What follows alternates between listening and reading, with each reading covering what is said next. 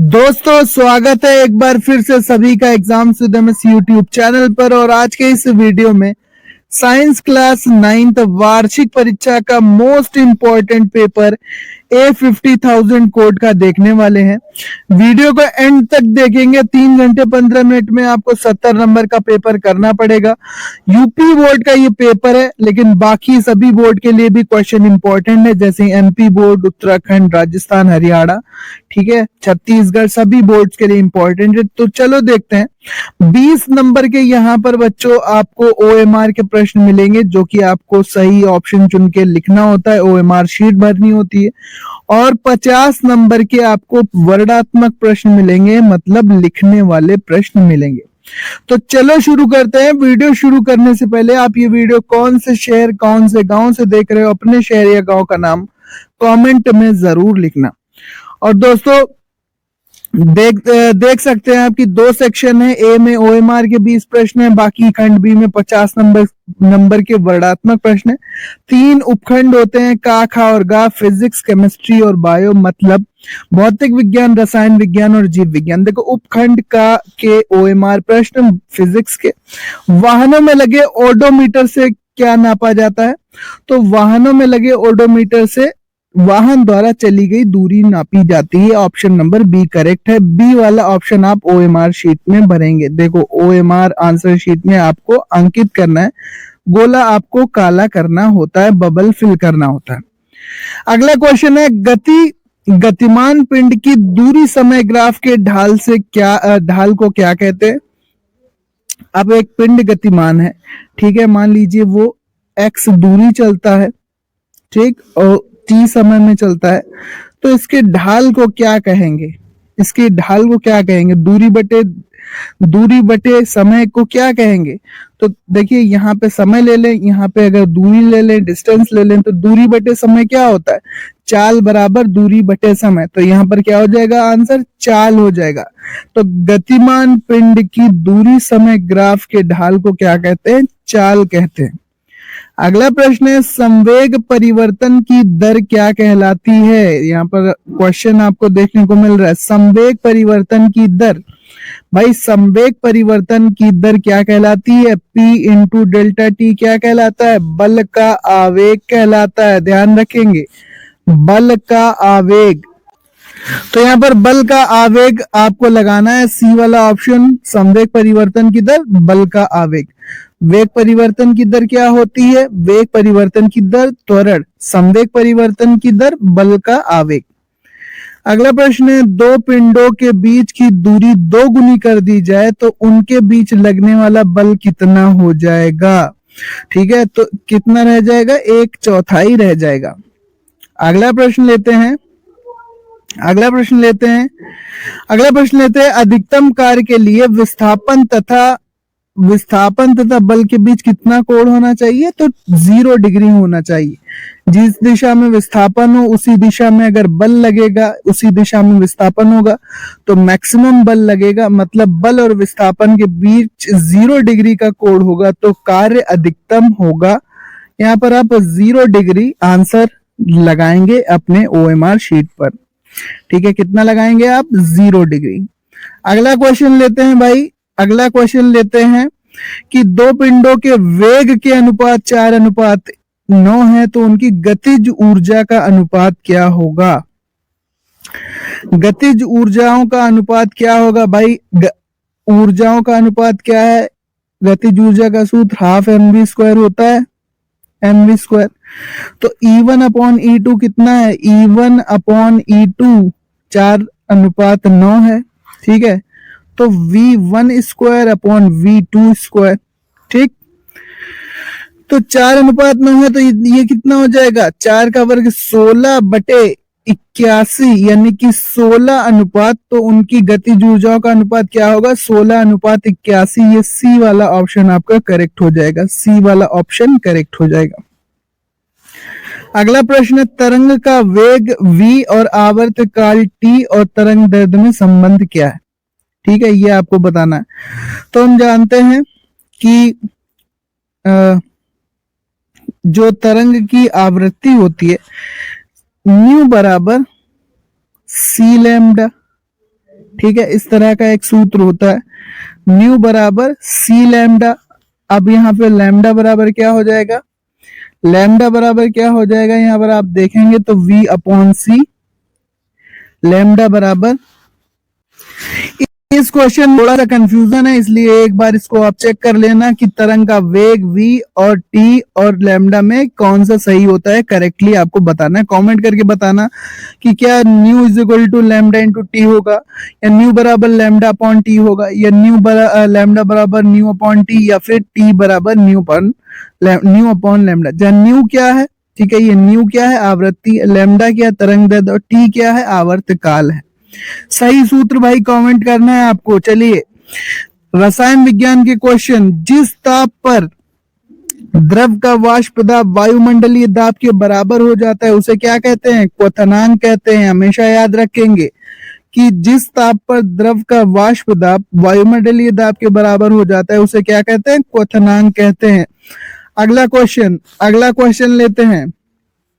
अगला क्वेश्चन भाई, द्रव्य की अवस्थाएं कितनी है, ठोस भी है, द्रव भी है, गैस भी है, यानी पदार्थ। द्रव्य का मतलब पदार्थ, हमेशा ध्यान रखना, द्रव्य का मतलब पदार्थ होगा और द्रव का मतलब क्या होगा, द्रव का मतलब तरल होगा, मतलब जैसे लिक्विड पानी हो गया, पेट्रोल हो गया, ठीक है। तो तरल और द्रव्य मतलब कोई भी पदार्थ। तो द्रव्य की अवस्थाएं कितनी होती हैं, 3 होती हैं, ठोस भी, द्रव भी और गैस भी। तो इनमें से सभी आप ये ऑप्शन लगाएंगे सही। अगला क्वेश्चन लेते हैं, निम्न में से तत्व कौन है, तो तत्व कौन सा है, नाइट्रोजन भाई एक तत्व है। शुद्ध तत्व कौन सा है, नाइट्रोजन, नाइट्रोजन एक शुद्ध तत्व है। वायु तो भाई तत्वों का मिश्रण हम बोल सकते हैं, गैसों का मिश्रण। मिट्टी में भी कई तत्व होंगे, जल में भी 2 तत्व हैं H2O में। तो यहाँ पर शुद्ध तत्व कौन है, नाइट्रोजन, प्रतीक चिन्ह N, परमाणु क्रमांक 7, ये हो गया नाइट्रोजन। पोटेशियम का प्रतीक क्या होता है भाई, पोटेशियम का प्रतीक P, नहीं ये तो फास्फोरस का है, PT नहीं ये तो प्लेटिनम का है। कैपिटल के ये है पोटेशियम का, ये PO किसका है भाई, पोलोनियम का है, PO small o capital P polonium. तो सही ऑप्शन सी, कैपिटल के प्रतीक किसका होगा, पोटेशियम का, ध्यान रखेंगे। आगे बढ़ते हैं।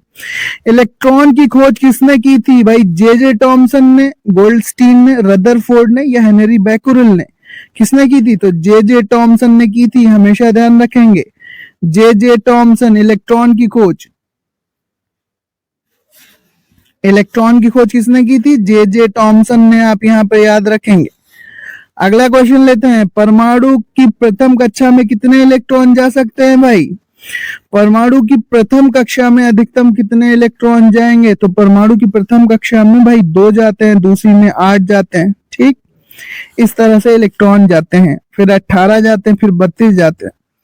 अगला क्वेश्चन, जीव विज्ञान का कोशिका का पावर हाउस किसे कहते हैं, पावर हाउस किसे कहते हैं, माइटोकॉन्ड्रिया को कहते हैं, कोशिका का विद्युत ग्रह यानी कोशिका का पावर हाउस। अगला क्वेश्चन, टमाटर का रंग लाल किसके कारण होता है, तो वरडी लवक, क्रोमोप्लास्ट के कारण होता है, वरडी लवक। हरित लवक से तो हरा होता है, ये नहीं होगा। अवरडी तो ल्यूकोप्लास्ट होते हैं, सफेद होते, नहीं होगा। प्लास्टिड्स नहीं, किसके कारण, वरडी लवक के कारण। वरडी लवक मतलब क्रोमोप्लास्ट के कारण।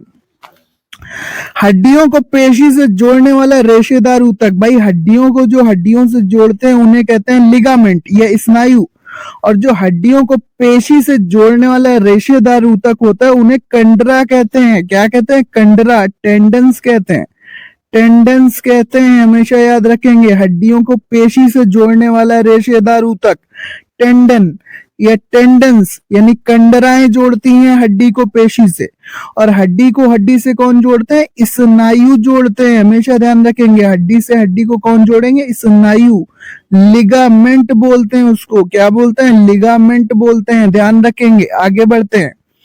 तंत्रिका ऊतक की इकाई क्या है भाई, तो तंत्रिका ऊतक की इकाई क्या है, न्यूरॉन है, आप ध्यान रखेंगे। चमगादड़ स्तनधारी जंतु है क्योंकि यह उड़ता है, अंडे देता है, इसमें बाह्य कर्ण होते हैं, इसकी 2 टांगे होती। तो भाई स्तनधारी का सबसे इंपॉर्टेंट लक्षण यहाँ पर आप ध्यान रखेंगे कि इसमें बाह्य कर्ण होते हैं, ये वाला क्वेश्चन, ये वाला आंसर पे आप फोकस करेंगे कि इसमें बाह्य कर्ण होते हैं, ये स्तनधारी का सबसे बड़ा लक्षण है। स्पाइरोगायरा सदस्य किसका है? शैवाल का, कवक का, ब्रायोफाइटा का या टेरिडोफाइटा का? तो भाई स्पाइरोगायरा क्या है? एक शैवाल है, ठीक है, एक शैवाल है। कंपोस्ट क्या है? कंपोस्ट क्या है? एक उर्वरक है, एक खाद है। उर्वरक तथा खाद दोनों है, इनमें से कोई नहीं। तो सही ऑप्शन क्या है? कंपोस्ट। भाई ऑर्गेनिक खाद होती है, तो उर्वरक तथा खाद दोनों है, ठीक है। कंपोस्ट क्या है? उर्वरक और खाद दोनों है, इसमें उर्वरक और खाद दोनों के ही लक्षण पाए जाते हैं। अब चलते हैं लिखने वाले प्रश्नों की तरफ। पहला क्वेश्चन डिस्क्रिप्शन वाला, जो कि आपको लिखना है भाई वेग और चाल में, यानी वेग और चाल और वेग में आपको 4 अंतर लिखने हैं। देखो यहाँ पे 4 अंतर लिखने हैं वेग और चाल में। सिंपल क्वेश्चन है, 4 नंबर का, ठीक। अगला क्वेश्चन है संवेग किसे कहते हैं? भाई तो संवेग किसे कहते हैं हम जानते हैं। संवेग किसे कहते हैं ये आपको बताना है कि संवेग किसे कहते हैं। P इज इक्वल टू संवेग द्रव्यमान गुणे वेग को ही हम क्या कहते हैं? संवेग कहते हैं। P बराबर mv भी हम इसको लिखते हैं। तो संवेग, अब कहा गया एक पिंड का संवेग 2 मिनट में 150 केजी मीटर पर सेकंड से बढ़कर 600 किलोग्राम मीटर पर सेकंड हो जाता है। पिंड पर आरोपित बल निकालो। अगला क्वेश्चन है हमारे पास कि 50 केजी तथा 120 केजी के दो पिंड आपस में 10 मीटर की दूरी पर हैं, उनके बीच गुरुत्वाकर्षण बल कितना होगा? तो F बराबर G m1 m2 बटे r स्क्वायर से ये क्वेश्चन लग जाएगा। m1 कितना है? 50 किलोग्राम रखेंगे, m2 कितना है? 120 किलोग्राम रखेंगे, और g की वैल्यू क्या है यहाँ पर दी हुई है। बाकी दूरी कितनी है? 10 मीटर की दूरी है, तो इसमें रख के हम हल कर लेंगे और आपका आंसर निकल आएगा। फॉर्मूला क्या हो जाएगा? F बराबर G m1 m2 बटे r स्क्वायर। ये गुरुत्वाकर्षण का बल निकालने के लिए सूत्र है। r कितना रखेंगे? 10 मीटर, उसका स्क्वायर करेंगे। m1 रख लेंगे 50, m2 रख लेंगे 120, g की वैल्यू यहाँ पर दी है, हल कर देंगे, आंसर निकल आएगा। गुरुत्वाकर्षण बल की गणना हो जाएगी। अगला क्वेश्चन, कार्य किसे कहते हैं? कार्य किसे कहते हैं? कार्य तथा सामर्थ्य में क्या संबंध है? 50 केजी द्रव्यमान का एक लड़का जीने से पर दौड़कर 45 सीढ़ियां 9 सेकंड में चढ़ता है। यदि प्रत्येक सीढ़ी की ऊंचाई 15 सेंटीमीटर हो तो उसकी शक्ति की गणना कीजिए। जी की वैल्यू कितनी दी है? 10 मीटर पर सेकंड स्क्वायर। 6 नंबर का न्यूमेरिकल। अगला चलते हैं भाई, आवृत्ति अगर नहीं आता, ये वाला आपको नहीं बन रहा है, ये वाला नहीं बना पा रहे हैं आप, तो आप कर सकते हैं आवृत्ति यानी n, तरंग दैर्ध्य यानी लैम्डा, और तरंग की चाल v में संबंध स्थापित कीजिए। संतुलित तथा असंतुलित बलों में 3 अंतर लिखेंगे, आपको 3 नंबर मिलेंगे, ठीक है। तो इसको 2 सेक्शन में तोड़ के दे दिया गया है। जो 6 नंबर का क्वेश्चन था ये बड़ा वाला, अगर आपको ये नहीं बनाना है, नहीं करना है, तो आप ये कर सकते हो नीचे वाला 2, ये आवृत्ति, तरंग दैर्ध्य और तरंग की चाल में संबंध, और संतुलित और असंतुलित बलों में अंतर, आप ये वाला भी कर सकते हो। अगला क्वेश्चन लेते हैं भाई रसायन विज्ञान का, कि वाष्पीकरण किसे कहते हैं? वाष्पीकरण की दर किन किन कारकों पर निर्भर करती है? अगला, यौगिक तथा मिश्रण में 4 अंतर लिखिए। यौगिक तथा मिश्रण में 4 अंतर आपको लिखना है, ठीक है। यौगिक तथा मिश्रण में 4 अंतर लिखना है। इसके बाद परमाणु किसे कहते हैं? डाल्टन का परमाणुवाद समझाइए। डाल्टन का परमाणुवाद समझाइए।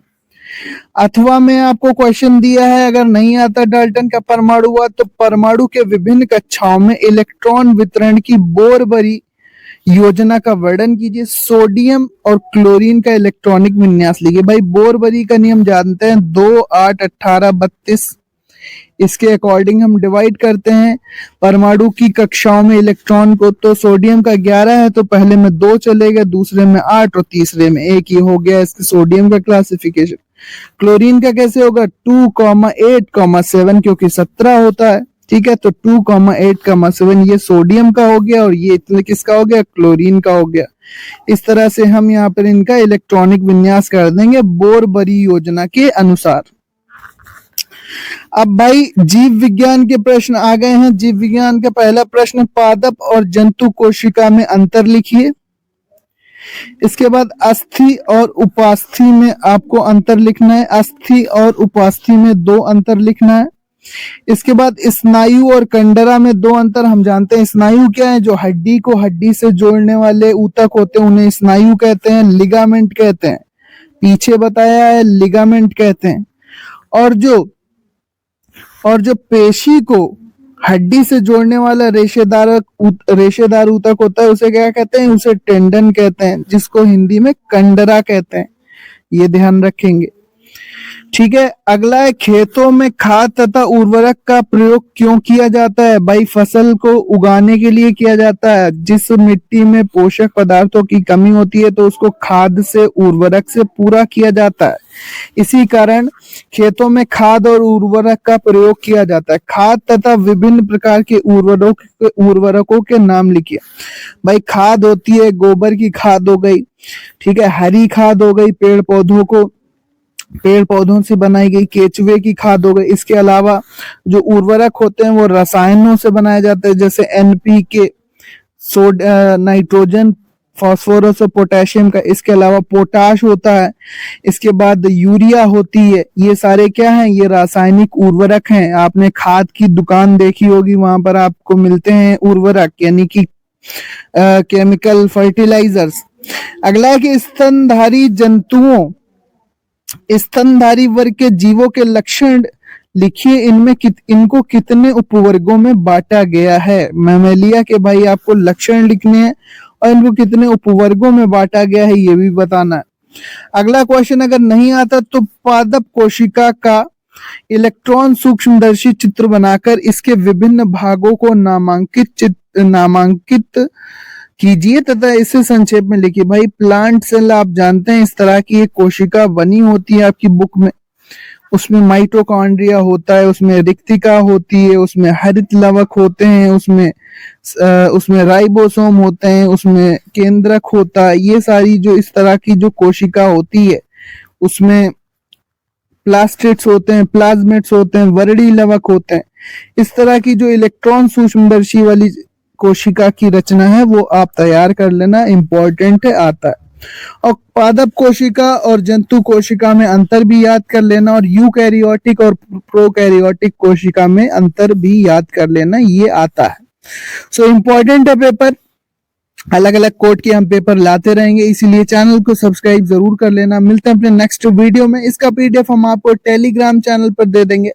अच्छा पेपर है, ना ज्यादा कठिन ना ज्यादा सरल। तो इसी आधार पर अगर आप अपनी तैयारी करोगे तो वार्षिक परीक्षा में आपके बहुत ही अच्छे अंक आ जाएंगे। ठीक है, आपकी तैयारी अच्छी हो जाएगी।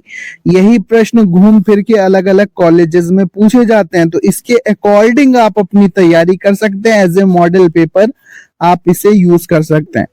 मिलते हैं अपने नेक्स्ट वीडियो में। Thanks for watching. चैनल को जरूर सब्सक्राइब करना। मिलते हैं अपने नेक्स्ट वीडियो में। धन्यवाद।